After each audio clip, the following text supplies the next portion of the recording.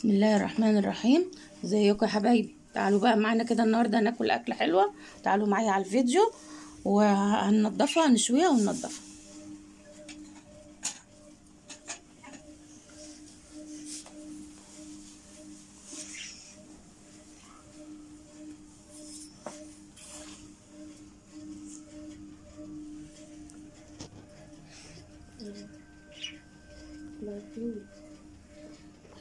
بسم الله الرحمن الرحيم. ازيكم يا حبايبي؟ عاملين ايه؟ النهارده كده هناكل اكله كده حلوه. تعالوا اتفضلوا معانا. هنشوي الرنجه ان شاء الله كده ونقطعها مع بعض.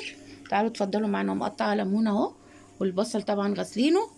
اكله كده ايه، نشوق الناس بيها. يلا هنروح بقى نحطها ايه، نشويها على الشعله. حبايبي انا كده بشويها على الشعله اهي، وبعد كده نغسلها.